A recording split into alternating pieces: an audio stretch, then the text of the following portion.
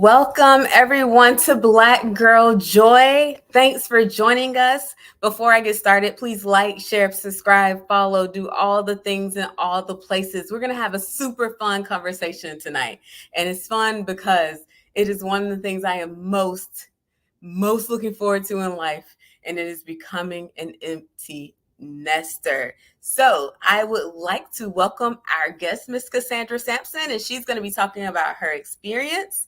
So let's bring her in. Hello. So tell us a little bit about yourself. Okay. As you said, I'm Cassandra Sampson.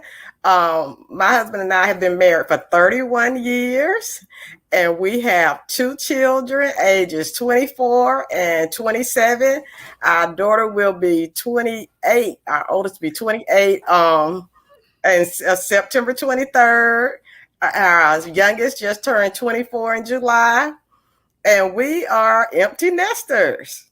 Oh my gosh, they're so old. So, in case you didn't know, Cassandra, who I will try very hard not to call by her nickname. You know what? I'm okay with it, but I know this is your professional program, so we'll go with our government names for now. We'll go with government names. Is my oldest sister, and so it's kind of funny because when I was born, she was much older than me. Graduating high school almost graduating high school. I was 17 when you were born. Yeah, so her journey of helping raise kids started with me. When we would come visit for weeks at a time. And so that's just a funny tidbit about us. But okay, so here's the deal. My child is, I keep calling him the wrong age. My child is 15. And I literally call him 16. I've been calling him 16 for the last year because I want to get closer to 18. That's the goal. So when my child turned 9, I started telling him, okay, you got 9 more years. I started early saying you got to go. So, and a little history is that's partially because I became a mother at a very young age. So all the fun stuff people were doing in their 20s, I was not doing for the most part. So, so that's why I'm so interested and curious about being an empty nester. So there's a journey, I'm assuming. How did you feel about becoming an empty nester before your kids left? I think, it was something that, I always knew was going to come. And I always told, I didn't preach it, But, after graduation from high school, you were expected to do something. You had to go to somebody's school. Or, you were going to have to figure something out besides just, lay on my couch all day.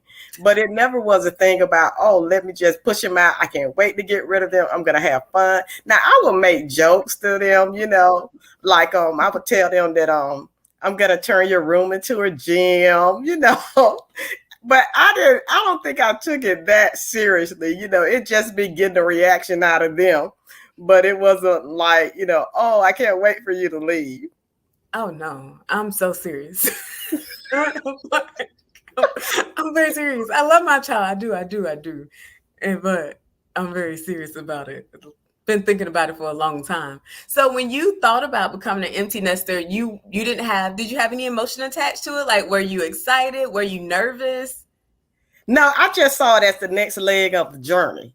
Okay. But I did have what I would call moments of awareness. Like when my daughter went to do her internship at Disney, she was 19 years old. And of course, our mama was like, you can't let her go down there. She's too young. And I was like, live your life. This is a chance of a lifetime. And so, of course, we had her stuff in our car and she's following us in her car. And I had this moment, and we're driving this SUV with 3 seats because, we were a traveling family. Yeah. And I looked in the back seat and there was nobody there. And it was just my husband and I in the car. And I was like, we're here by ourselves. And that's when the realization started kicking in. Mm-hmm. And, you know, we were really and truly going to be empty nested soon. I think our son was like maybe the 10th grade then, you know. So it was like, oh, this is a real thing, you know, because you're so busy in the grind. For me, I was so busy in the grind of raising children, you know, having a career, running kids here, there, and young. I had two, so I had to get one to ballet, one to basketball, this, that, and other. So it was so full. Yeah. That I didn't really have time to just sit there and think about it. It kind of snuck up on me, actually. Really? Oh my gosh, I don't understand. I don't understand. So when you dropped off Jay, you dropped off Jay, you left with Thomas, and so now you just left with one child. So it's a little bit different. It's a little bit different dynamic, and I think it's interesting because a lot of times that older child can start to help with the younger child, right? Like, oh, you need to go pick them up or stuff like that. So it's almost like when they go, it's like, oh man, I kind of lost a little bit of my help. So now you have Thomas, and then you're getting closer. You're getting closer to graduation. How are you processing it all? It was like just a different shift for me. I was glad that Thomas had that time alone. Because for basically the majority of his high school years, he was the only child. And that was the only time that he had a chance to be an only child. So it was more or less giving him the attention and the support that was just really totally focused on him. So it still wasn't like clicking about being totally alone yet. You know, it was just, this is just, okay, we got to get Thomas through high school. But I will say this. I think my husband was looking forward to it more than I was. And he would always say, now this is funny. He would always say, when the kids leave, we're going to get us a new computer. We're going to get a Mac computer because your kids tear up stuff. Your kids just tear up stuff. Your kids do tear up stuff. And so we dropped Thomas off at college. And I promise you, we dropped him off. Seemed like it was a Wednesday or Sunday through the week. By that weekend, there was a Mac computer on the doorstep. I'm with him. Like, I'm with him. That's what it's supposed to be about. That's what it's supposed to be about. And it's funny because Thomas is in the corner, right? I'm pointing, like, for if you look on my screen, it's like right there. Oh, yeah. Behind you. Yeah. It's a little bitty baby. But that's he said, that's what I'm talking about though. Like, there's a sense of freedom. And for me, like, it started when Jalen became the age he could stay home by himself, right? That was a whole new sense of freedom. Like, I can go to brunch and not drag him along, and he could just stay. Like, I feel like that was a phase just for me and him. Like, he's happy, I'm not bothering him, he not bothering me. It's a totally different world. But I'm like, that day you get out. And they don't want to go to Walmart with you, you know. No. That was the moment too when I was like, okay, y'all, I'm getting ready to go to Walmart. They're like, oh, we'll stay here. I'm going to go to Walmart by myself now. Okay. But that's so. But I will say this about that with the shopping, of course, he doesn't want to go with me. He stays here, and it's great because I'm not dragging him. He's not bugging me. But I spend more money because if I go and say I'm only gonna be here for a second, he was bugging me so much. Like, you said you weren't gonna, you said you was just buying this. You said like, he would keep me in line. Like, he was my accountability partner in the store. Right. And then I lost that, and I'm like, man, these groceries are expensive. They are. Inflation gate is real. Yeah, I'm like, I need Jalen to force him back with me to keep me in line. So, okay, so what happens when you actually have an empty nest? Like, did you ever gain a sense of excitement? Yeah, it's a different dynamic. It's much calmer because you don't have two other people's energy. And then it kind of allowed us, my husband and I never like disconnected, you know, but we got a chance to kind of create our own dynamic in the house. So, like, he has his recliner, and I have my spot on the sofa. And, Netflix does not owe us anything. And it just kind of seemed like the house just kind of calmed down because there wasn't, all this other energy and all these other demands and all these other needs. So things just was kind of mellow. Yeah, no, that makes perfect sense. It kind of reminds me of when all y'all left and it was just me and my mama and my dad. When I got to be the only child, it was a lot calmer. I imagine it was. I mean, there were 4 of us. It was a lot of us in the house. A lot. So what surprised you the most about being an empty nester? What surprised me the most? Probably that it was something I really liked. Oh. Yeah. Even though your children are, I know what. I got a better answer for that. The sense of accomplishment. Because you managed to raise your children, and that was always my prayer. Okay, Lord, please let me live to get my children to adulthood. So for me, it's a sense of accomplishment because they managed to get to adulthood. I can brag that both of them are college graduates. They have their own houses, somewhere to stay. And they have jobs, they're employed. So I think the surprising thing really was that I felt this sense of accomplishment, even though, my house wasn't full of people anymore. Look at, what that brought about in these 2 productive people, that I can say, okay, I know how to raise some children. There you go. Look, there you go. What about the challenges? Have you faced any challenges when it comes to like transitioning into like being an empty nester? Because I feel like one of the things that, like, for me, I'm fully in awareness of is, even though I'm like, oh, I'm gonna go out and have fun. I've told Jalen I'm gonna be on a plane, so he got to be at my house. One of the things I'm fully aware of is that, even based on my life, is like the financial and the needs of your children continue like after they are an adult. So I feel like some people may be surprised by, oh wait, I'm still helping, I'm still paying, like, because it's almost like when you look at like pre-K, when you're in daycare and you think, when I stop daycare, I'm gonna have a lot of money. You go to daycare, you go into pre-K, you're like, why don't I have any more money than when I was paying that bill? So like financially, there's a transition that's, it's a different financial support, but it's still there. But did you find any that you had any challenges? Well, I discovered that very same thing, and I never forget, there were the older ladies at work, and I was like, okay, when I get my daycare money back, I'm going to buy me a car. And then she said, no, you find that they need other things.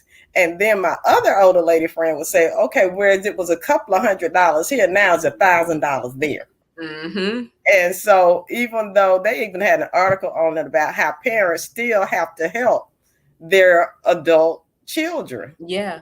And so you never really get that money back. The daycare money, you never really, I don't know what happens to it. I don't know. You never really get that back. And then it's our children are in a bind financially in this economy. I always told my kids that when their dad and I, when we graduated from college, if you got you a degree, got you a job, you were pretty much going to be able to be financially independent. Yeah. That's not the case for this generation. No. Okay, so I'm giving you some money to help you get your car fixed. Yeah. Oh, I need money for that. So, it's a couple of $100 here, a couple of $100 there. It might even be $1,000. Yeah. So you, at this point, I think it's because of the way the economy is. Our children won't ever be completely free of our help. Yeah. And that's like, that was the point I was going to bring up, because there are so many people. I have friends who kids are still staying with them into adulthood. And I'm cringing at the thought of that for myself. But there's something to recognize. But I do recognize that because I'm part of that same. Me and Janisha, we probably is she a millennial? She's like the bottom millennial. Yeah, so I'm a millennial too. So I'm in that generation. I was thinking about that for this, how one of the last things that my mama helped me with was like the other week I went and got tires. And the man was like, "Oh, you haven't gotten tires since 18 or so. What is it? Yeah, 2018. And I remember I went and got tires. I went home. My mama was sick. And she was like, go on in there, write out that check for $600 for your tires. And I was like, thank you, Jesus. Right? Because it's just the economy. And I don't think a lot of people realize that with the student loan debt stuff, right? Now parents are having to take out student loans like for their kids. And with that, like the economy is so bad for the children in my generations that how do you ever get from under that? Right. So kids are going to be in a lot longer. And realistically, it's not realistic for me to expect my child to be able to go stand on his own in this economy at the age of 18. At this point, my kids are doing it. And true enough, I have to help them out every now and then. But they're doing it. But I always understood that it may come a time when they will have to come back home. Because of what the economy was looking like. And I realized that they didn't come out in the same situation that, their dad and I did. And my daughter and I were having the same conversation last week. And she and her friend were talking about it. They made their salaries what they make now in the 90s. Oh, they'd be rich. I told her they would be balling. Oh, yeah. Yeah, they would be balling if you move somewhere like this. I don't mean to sound bad, but if you move somewhere like Fitzgerald, you like it's kind of the same, right? But even their prices, even when you look in rural Georgia, I think they had an apartment that was like $800. I'm like in Fitzgerald. Oh. Fitzgerald? You know what I mean? And no, like I love Fitzgerald, y'all.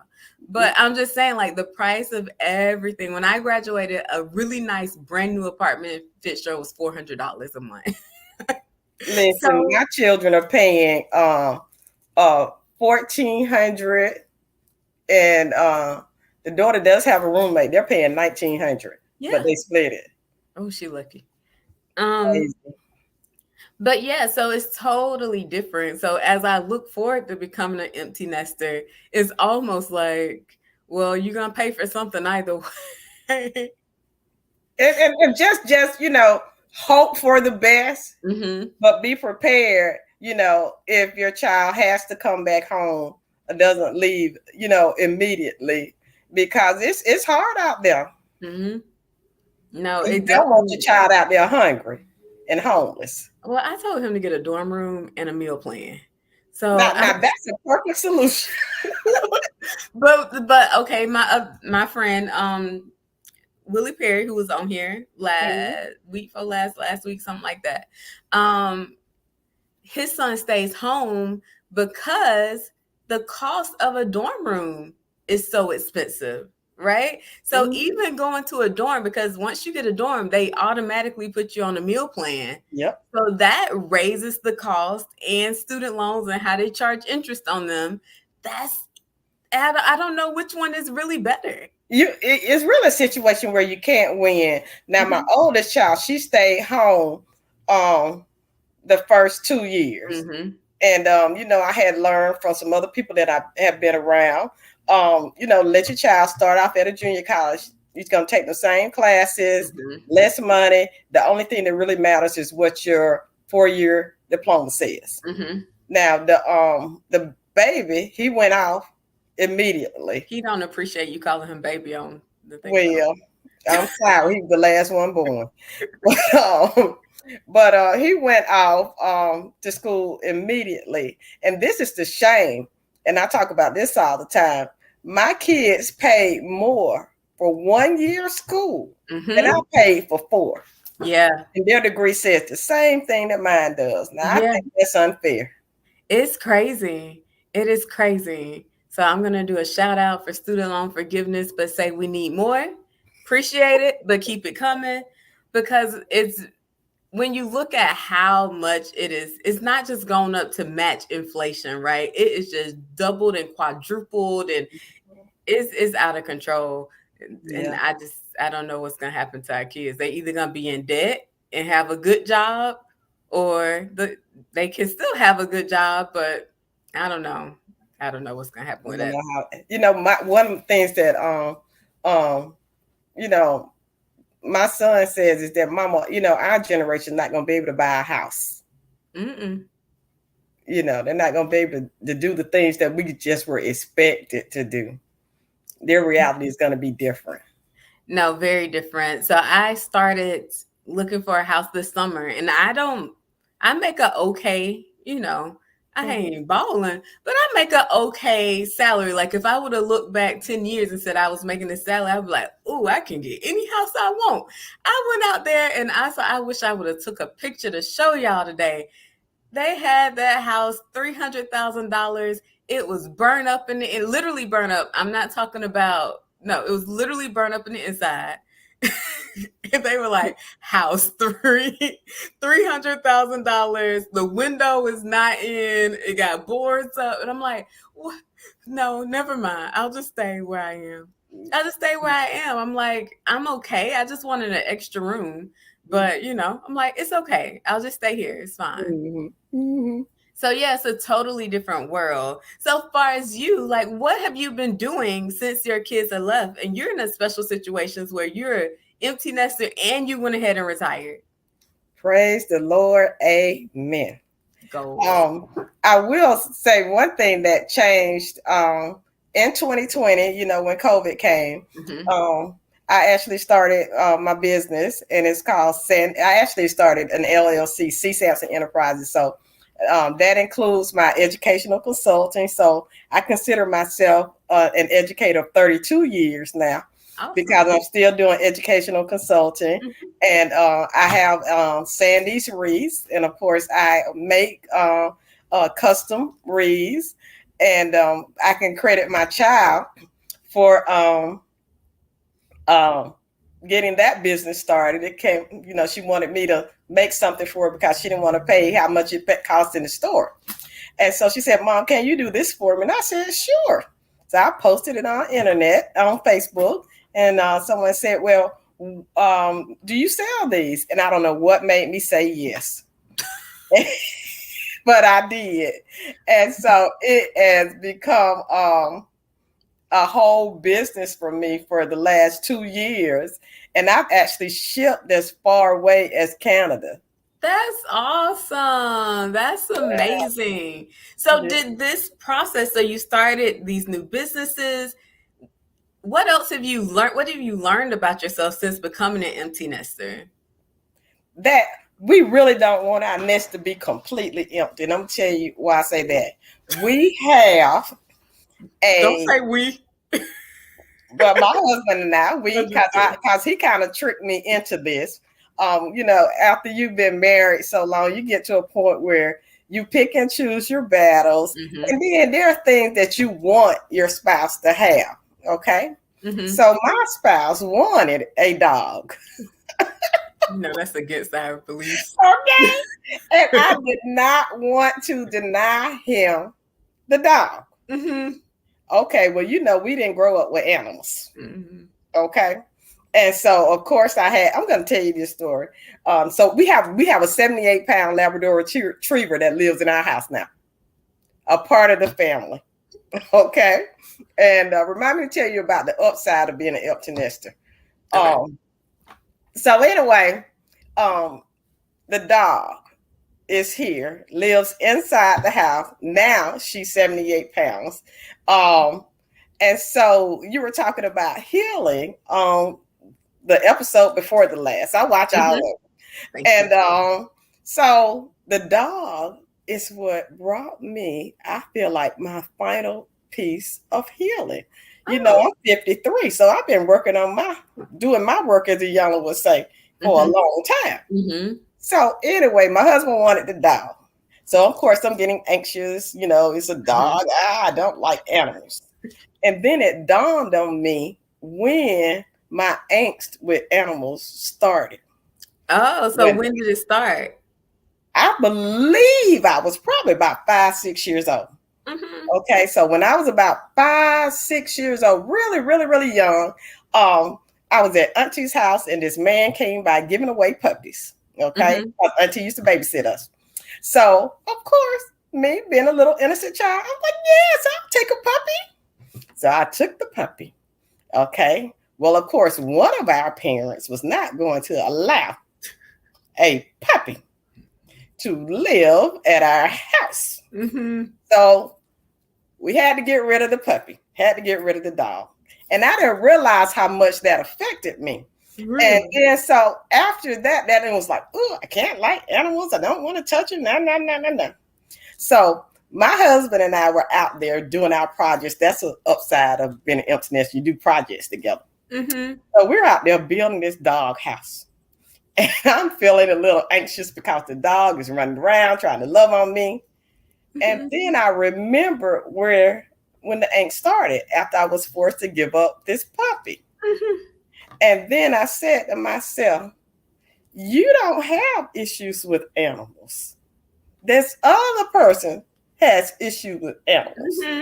So why are you taking on somebody else's issues? You got enough of your own. Wow.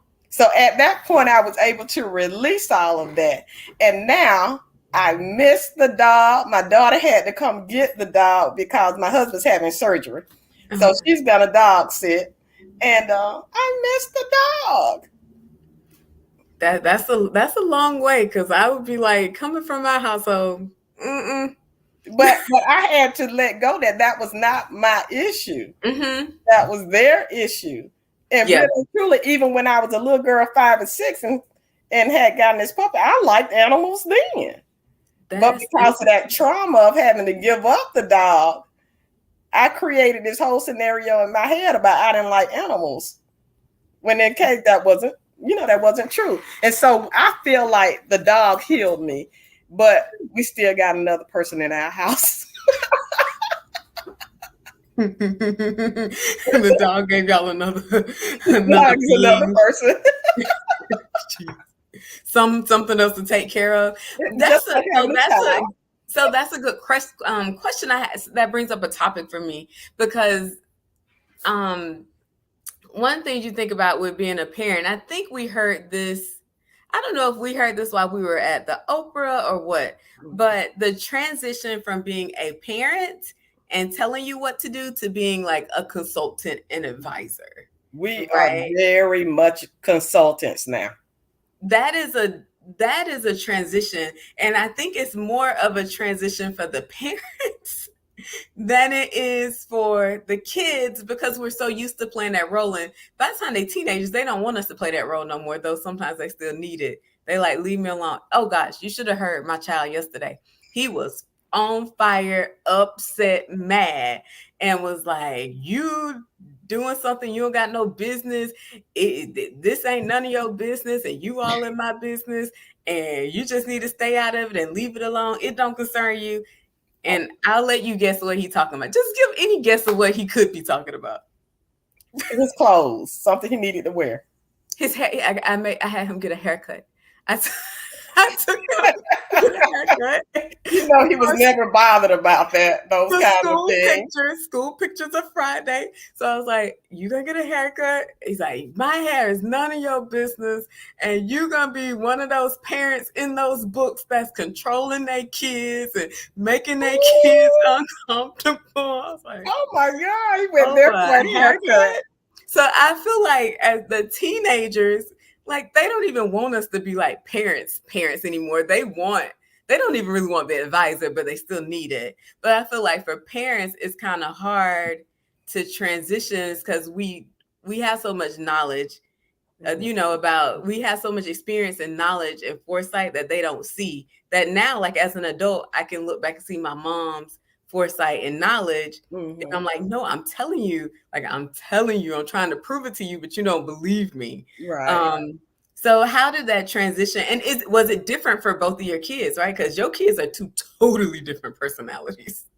They are. I think in all things there's balance. Now, my kids were always very independent.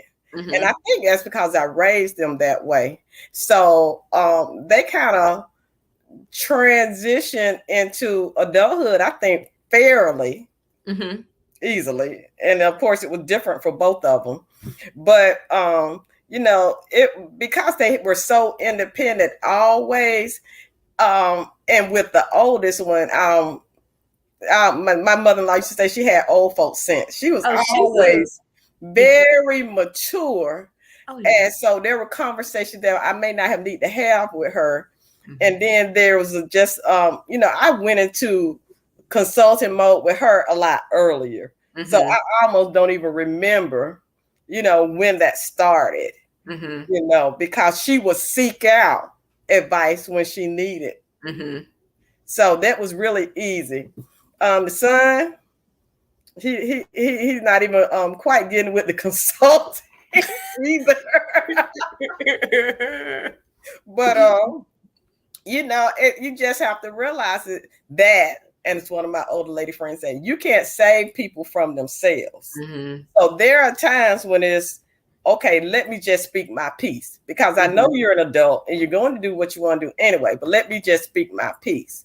But then there are times when it's like, okay, mama, what about this right here? Okay, dad, what about this right here? And then we go through the whole thing of, pros and cons, and, what could your possible decision be? I guess I had an easy time. Most people always tell me, saying you ain't had no problem with your children. And so, I am enjoying this phase, because when you're an empty nester, when you eat, your family's fed.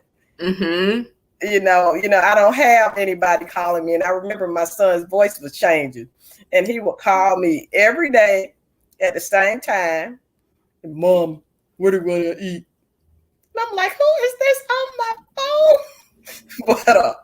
but and then if I want to eat cereal, dinner, it's okay. I don't have to worry about anybody else. And then a part of the transition is you get your own group going. Like when our kids come back home, they come and take over our spots. And, they leave the TV on all night. And, we turn the TV off and go to bed. They don't do that. They don't do that. But I don't complain, because I know that they're just visiting. Yeah. But what I was going to share about the upside of being an empty nester is, now that you have adult kids, your kids become a part of your village. Before, your village helped you raise your kids. Now your kids are your village. Like my daughter drove down here from Orlando so she can keep the dog. Took the dog back down there with her. We bought a car February, I think. And so they needed to do something to the car. It was in Atlanta. They needed to do something to the car. And I was like, look, I got to get back. I got to go to work. I'll come back up here Friday and pick up the car. So I'm like, okay, I don't want to drive up there and have to get 2 cars back. So our son came down, picked us up, drove us to Atlanta to pick up the car. We ate lunch. You rode in the car with Thomas? Yeah, I'm sitting in the back seat. You all the way to Atlanta with Thomas. Yes. And I'm thinking, this is a blessing.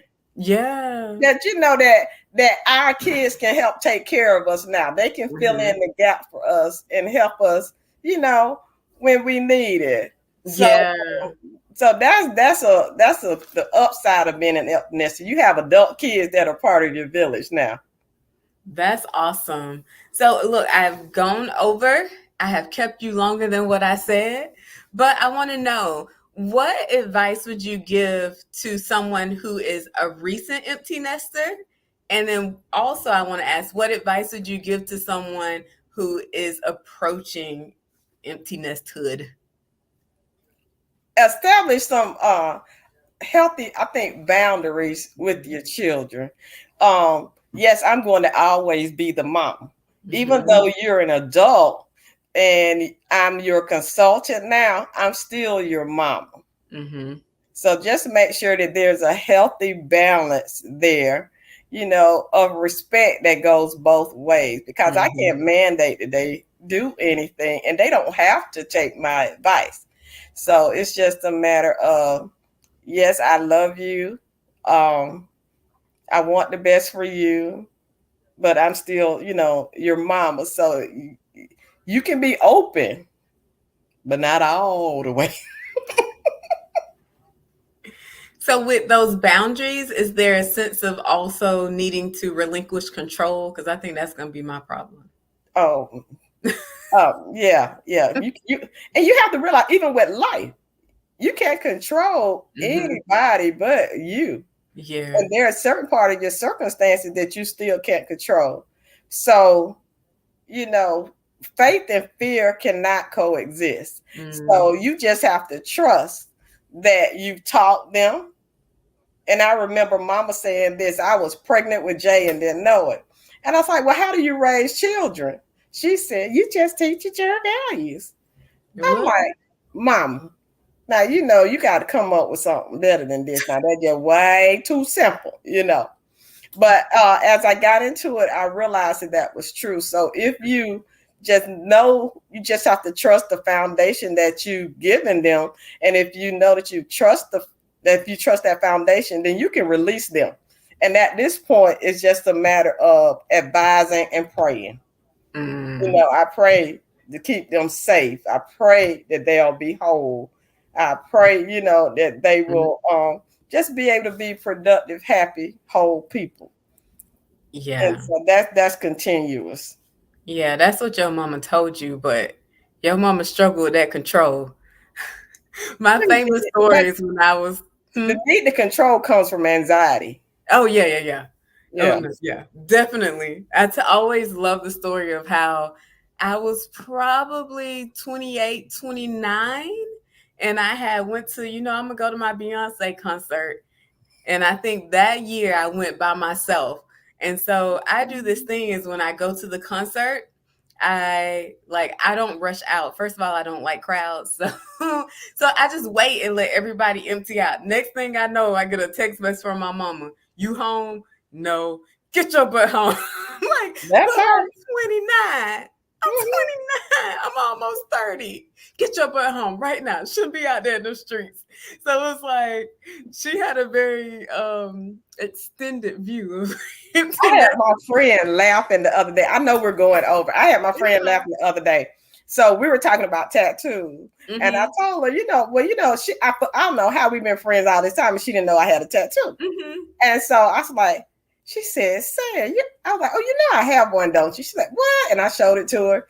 I said, yeah, I remember. She said, what did I don't know how it came about, what did mama say? I said, she said, I ain't got time for you with this right here. You're going to have AIDS, and then I'm going to have to raise your children. She would go from 0 to 100. So dramatic. Like, am I crazy or you? Like, I'm confused.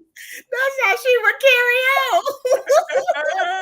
That is too. Now, I'm grown, married, 2 kids. Oh, I'm gonna tell you this. I know I gotta let you go. You may not have heard this one. You were 4 years old. Okay. So mind you, I'm married.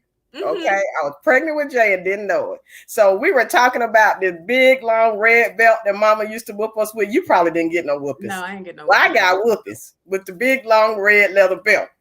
And so we were talking about the belt, and for some reason I started playing with you. I had you down on the floor. We were wrestling. Mama came out the kitchen. She said, you know that belt we were talking about? I looked up. I'm 26 years old now. I said,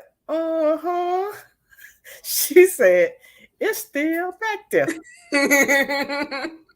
I got up and sat on the sofa. You said, never and my husband was laughing. Never mind. Get a whooping at 26.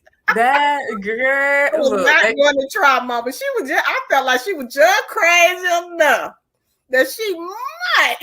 That was y'all mama. My mama wasn't like that. That was y'all mom. I got a different mama than Yeah, y'all. you did. You got a very I got different different, mama. and that's another thing, right? We go through different phases. I only have one child, so it'll only be one phase for me. But I feel like she definitely had different phases in her You life. did. Yeah, Yeah. You got the old mama. I had the yeah, young mama. the old calmer, go to church every Sunday. Yeah. See, I didn't have that mama. Yeah, she was a lot. And then people would be like, because the one thing I like loved about mama was like she wasn't that person who was, I won't say she wasn't very strict. She wasn't for me. She wasn't For very you. strict. Yeah, I for got me, the she mama that wasn't very had strict. enough energy to be strict. Yeah. I didn't get the strict moment, but we had such like a down to earth relationship, and people would be like, you talk to your mom like that?" I'm like, yeah, but it was me and her. Our relationship was always open to like I could tell her like, oh no, you wrong. Like Now, we just we had were very much friends in adulthood. yeah. In adulthood, I mean, mama was more of a friend than a mama. Mm-hmm. But it was after, adulthood, Yeah, no, like for me, I think um oh Lord, we gonna start so while her mama is like commenting right below. But I do think like I just got a whole different version, and I think Jalen got the best version. I Yeah. really do think like she really like came out of her shell. I think she had more confidence. I think she was Yeah. much happier and calmer. And I think she enjoyed parenting Jalen more than she enjoyed parenting any of us. That's Probably why I was so. telling my friend the other week. I was like, yeah, my son called my mama mama. And I was like, I love my mama too. So I didn't care. I was like, she your mom too. She raised you. She potty trained you. She Yeah. your mama too.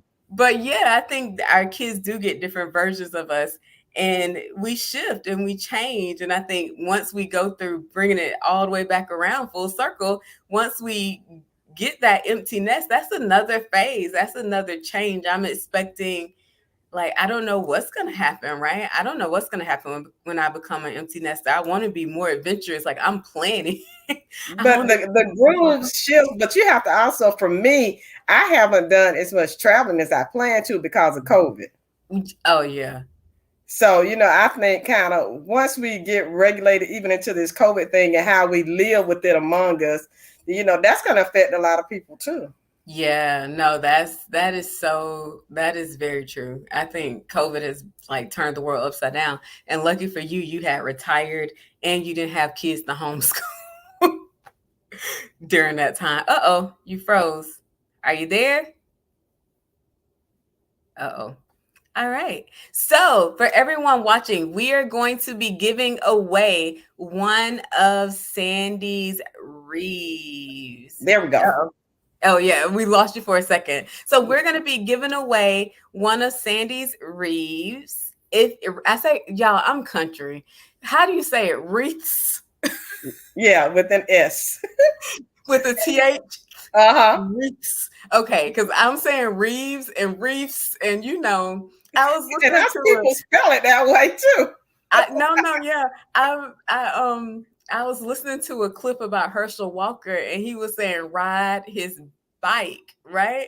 And the commentators are in California, and they're like, why is he talking about riding someone's bike? And I'm like, no, I speak rural Georgia, Black and Southern. He's saying back. You're riding someone's back. So I catch myself because I'm like, I know I ain't saying this right. So we're going to be giving away a wreath. So anyone who has commented will be entered. If you would like to enter, you can comment and say hello. Even if you watch this tomorrow, what's the day? Wednesday. I will contact the winner probably this weekend. So even if you're watching it, if you watch it by, let me look at the date, by September 3rd and you comment, we will be giving away a lovely wreath. And I will show some of these to you again. I pull some up. Be sure to follow Cassandra at Sandy Reese on Facebook.com. So before I leave, oh, geez, I'm sorry. Just please share with us what in your empty nesthood has brought you the most joy? Having been able to get to this point, just grateful that I am at this point in life. You know, my children are grown, they're almost self-sufficient. I managed to retire. I'm still married to the same person. You know, I'm just in a place of gratitude. And I think having an emptiness helps you to be grateful because you know you've got thus far on the road. Yeah, no, that is awesome. That is awesome. So I truly, truly appreciate your time. You guys remember to like, share, subscribe, follow, all the things in all the places. I truly appreciate all of you. And if you like to be on, because I haven't built out my September calendar and it's the 31st, please, you can message me. And oh, look, you better enter me into that drawing. That's so funny. Okay. All right. Okay. We'll enter you. But yeah, so please like, share, subscribe. If you'd like to be on, just feel free to send me a message or put a comment and I will contact you. Thank you. Thank you, Miss Cassandra. And I didn't even call you by your nickname. Okay. I enjoyed it. And you're doing a great job with your podcast. Thank you. I appreciate it. It's been great, guys. We will see you next month with something. I don't know what, but tune in to see. All right. Bye. Bye-bye.